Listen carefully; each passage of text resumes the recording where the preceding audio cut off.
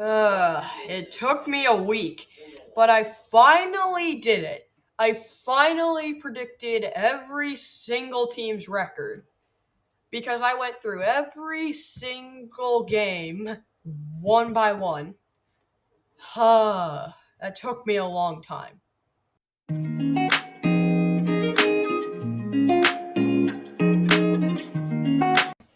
What's up, everybody? Well, after a week of going through every single game this year, I have finally decided what I think every single team's record is going to be. We will go division by division, and without any further ado, let's get into it. We'll start with the AFC East. New England Patriots, 1-16. I think this is going to be a really abysmal season for the Patriots, as they don't really have a lot of games that they can win. But I do think that they will manage to sneak by a couple of teams in the tanking race and ultimately probably win that first pick. New York Jets, 8-9. I think for this Jets team, this will end up being a disappointment, as while Aaron Rodgers stays healthy, they ultimately disappoint as they fall short of expectations and don't make the playoffs, as they kind of collapse during the middle of the season to lose out on a possible playoff spot. Miami Dolphins, 13-4. I think for the Dolphins, their really easy schedule should win them a lot of games going forward. And I think while they won't quite win the division, they should be really good this year. Their offense should be back to full caliber, and combined with an easy schedule, they should roll this season. Buffalo Bills, 13-4. I think while a lot of people are starting to write off the Bills for their lack of wide receiver talent, I think Allen can easily carry this team to another division title, and who knows, Keon Coleman could easily step up and be the team's new number one receiver. Cleveland Browns, 9-8. I think for the Browns, their difficult schedule is really going to take a toll on them, especially on the second half of the season where their schedule is really hard. But I think that they will come really close to making the playoffs and possibly even will make the playoffs. Pittsburgh Steelers, 10-7. I think for the Steelers, they are in a really good spot with a quarterback tandem that is infinitely better than last year. And they should show that they should be infinitely better than last year with a quarterback that is at least solid, if not borderline great. Baltimore Ravens, 12-5. I think for the Ravens, they're going to come really close to repeating, but not quite repeating. But I think for them, they should take this season as a win if Lamar Jackson is healthy and they keep going as a Super Bowl contender. Cincinnati Bengals, 14-3. I think the Bengals have a really good shot of winning the Super Bowl this year. Everyone's coming back for another year.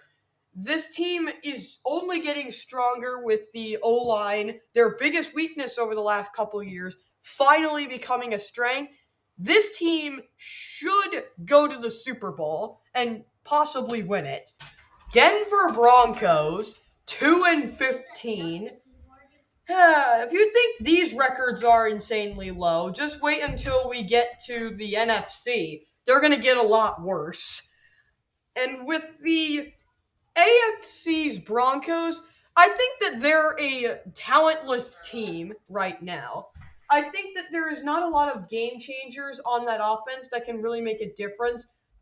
And outside of Patrick Surtain, who I expect to be traded by the trade deadline, there's no one really on the Broncos roster that really will help them right now. And they're just a really terrible team. Los Angeles Chargers, 3-14. Again, another team that is devoid of wide receivers that can actually help out Justin Herbert. Do I think that Ladd McConkey will eventually be a really good receiver? Yes. but not this year. I think for Lad McConkey and Justin Herbert, they're stuck on garbage teams that won't help them win. And that defense is really bad. Their defensive line will be pretty good, but I don't think that secondary has what it takes. I don't think the offense has what it takes. And it will just result in a very, very disappointing season from the Chargers. Las Vegas Raiders 8-9. For the Raiders, I think that they're not a talented enough team to contend this year. But I do think Gardner Minshew will play pretty well over the course of the season. And who knows, maybe he'll earn himself a starting job for 2025, but I don't think it's likely. And obviously the winner of the AFC West is of course the Kansas City Chiefs, 14-3. I think for the Chiefs, I think they've got a really good opportunity to go out and prove that they are a legitimate repeater. And I say that because I think with the wide receivers they've added this year, they are easily a Super Bowl favorite yet again. I mean, they were already a Super Bowl favorite, but now they're like a borderline top 2 favorite, if not a top 2 favorite. And I think for this Chiefs team, they will easily go 14-3.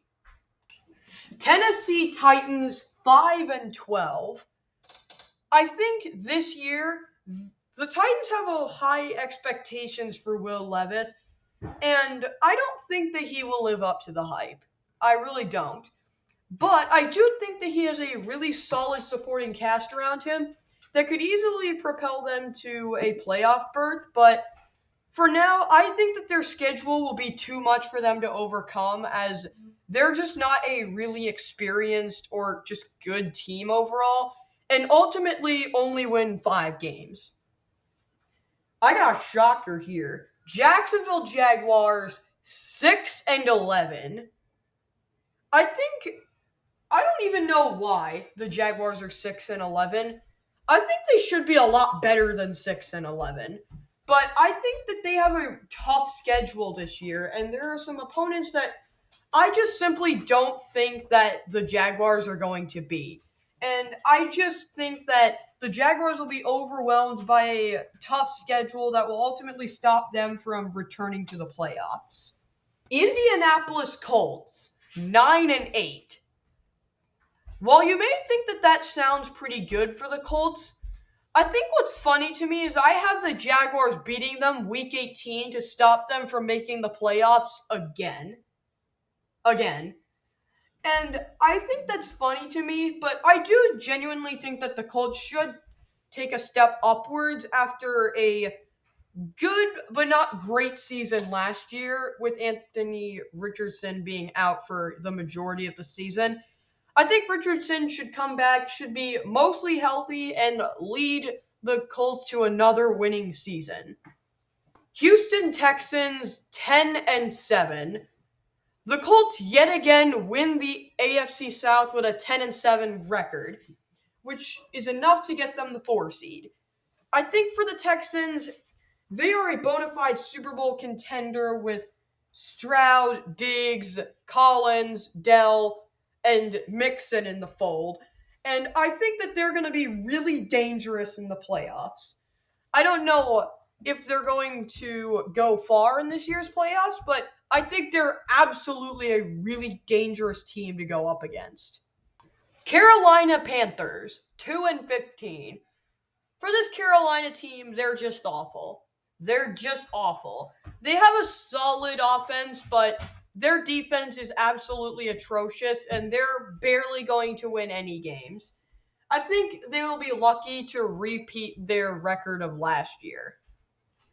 Atlanta Falcons 6-11. I think for the Falcons, I think what will ultimately happen is Kirk Cousins is a massive disappointment. Or if he gets injured, Michael Penix is a massive disappointment that are ultimately just not equipped to handle their kind of mediocre schedule. And they're going to get upset by a bunch of teams because of their dysfunctionality. New Orleans Saints 8-9. I think for the Saints, they're going to find themselves in a situation where Derek Carr is not going to play well to start the season, and he's going to get replaced by Rattler, who's going to be okay. And that's really all I can say on this Saints team. I just think that they're not going to be cut out to make the playoffs this year because they're just a really, really old core. Tampa Bay Buccaneers 10-7. I think for the Bucks, they repeat as division titles as their only real threat in the NFC South will be the New Orleans Saints.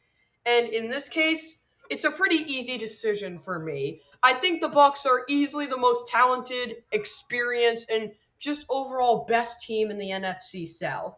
The Falcons have some question marks on defense. The Saints have a question mark at quarterback, and the Panthers are just terrible. There's really no denying that. And the Bucks are just the most well-rounded team with Mayfield, Evans, Godwin, a really good defense. They should easily win the NFC South again. Seattle Seahawks 4-13. I think with the Seattle Seahawks, the Seahawks have a reasonably tough schedule, and they play in one of the hardest divisions, which is, in my opinion, got a lot better, and they just didn't, in my opinion. I think the Cardinals are going to improve significantly. I think the Rams are going to stay about where they were last year. I think the 49ers are still Super Bowl contenders, and yeah. Speaking of the Rams, I think the Rams are going to go 9-8. I think for the Rams, they have a really loaded roster that should keep them in contention in the NFC playoff race for the majority of the season. But I think the loss of Aaron Donald is really going to keep them from going back to the playoffs, as he is just a generational player that will never, ever be replaced. And now for my big surprise of the video, Arizona Cardinals, 10-7. I think for the Arizona Cardinals, they have a really good shot at making the postseason this year. Their offense is looking a lot better now. They certified WR1 joining the fold in the Arizona Cardinals' new fourth overall pick, Marvin Harrison Jr. And I think that he's going to come in and make a difference right away, as he's going to put up monster numbers in his rookie year and win the Offensive Rookie of the Year. And Murray's going to have a borderline top 10 season, which gives the Cardinals a return to the postseason.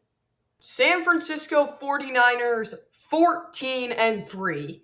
Despite how I praised the Cardinals just a second ago, I still think that the 49ers are the team to beat in the NFC West and in the NFC in general, as they go 14-3 and win the NFC's top seed.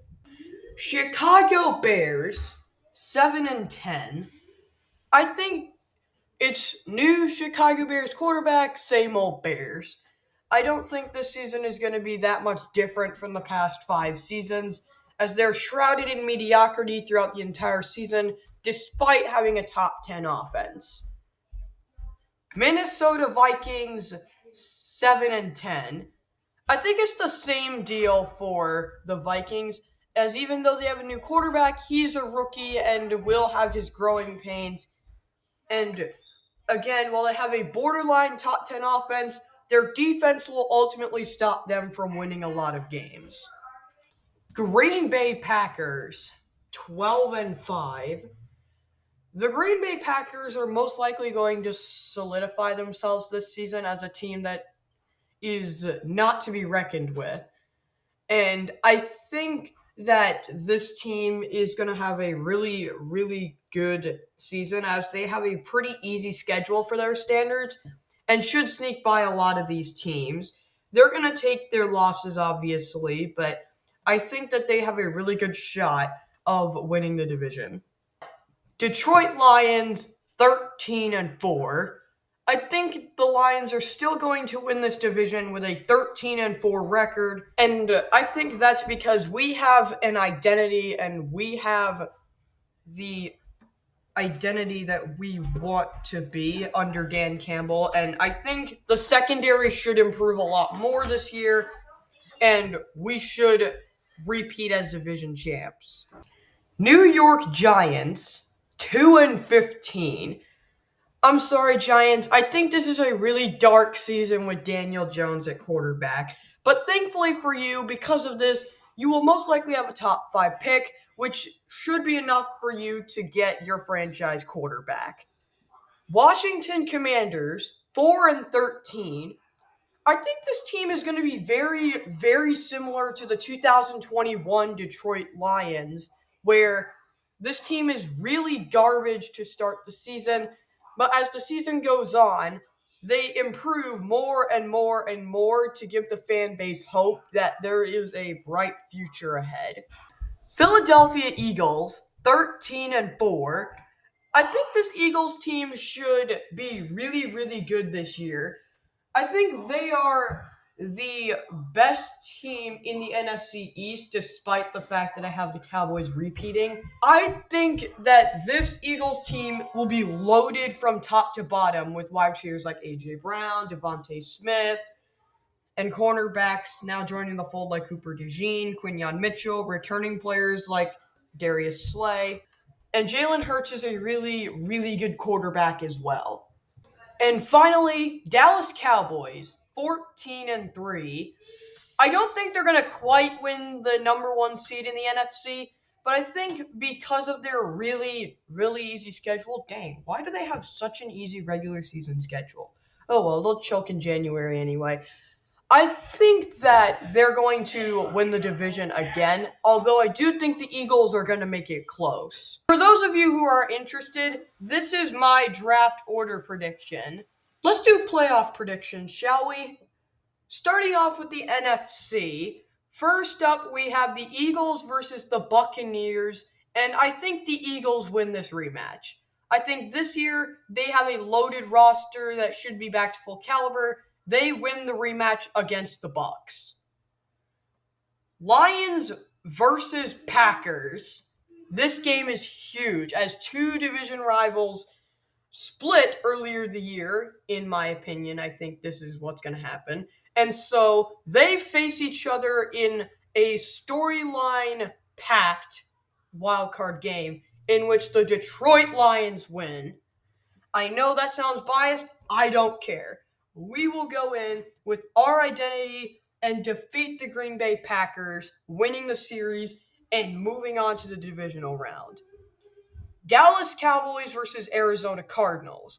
As much as I'd like to say that the Cardinals win this game, I do think that Dallas will ultimately win this game. AFC, Miami Dolphins versus Houston Texans.